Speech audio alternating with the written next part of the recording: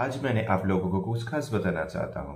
How to score maximum marks in English. Remember, इस exam में आप अच्छे से अच्छा स्कोर कर सकते हो और बहुत आगे अपना एग्रीगेट को ले जा सकते हो।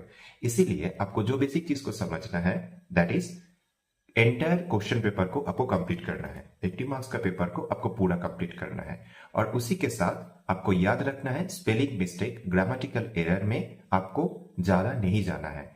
भले ही आप लोग पूरा आंसर लिखते हो, बट फिर भी whenever you are making the maximum grammatical mistakes, तब जाके आपका नंबर डिडक्ट होता है।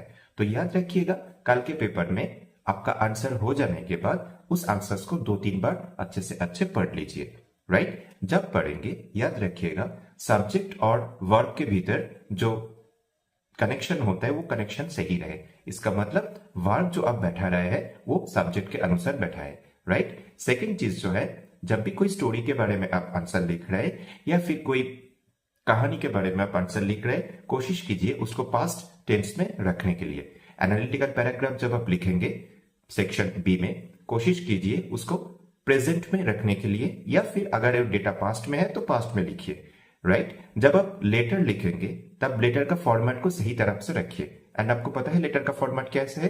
पहले सेंडर्स एड्रेस, उसके बाद डेट, उसके बाद receiver's address, after that subject, उसके बाद salutation, then body, then conclusion.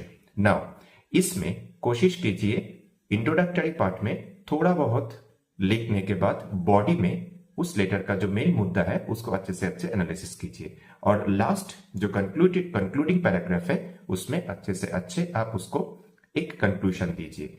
ठीक है? नाउ जब भी आप लेटर लिखेंगे उसको कोशिश कीजिए प्रेजेंट टेंस में लिखने के लिए, क्योंकि लेटर आप उस समय लिख रहे हैं। ठीक है? और ज्यादा सोचने की जरूरत नहीं है। आप आंसर लिखने के बाद उसको थोड़ा रिव्यू कीजिए। ठीक है? डिटेल में उसको थोड़ा पढ़िए। Whenever you are reading your answers, you will get to know that whether you are making mistakes. So you can cut if you have done the mistake, and don't overwrite it. Don't give so many, what phrase it, but don't give so many lines to cut the answer. Just उसी answers को आप एक line से cut कर दीजिए। Don't dirty your papers. Right?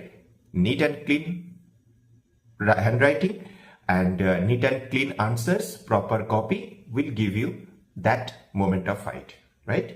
Wish you all the best.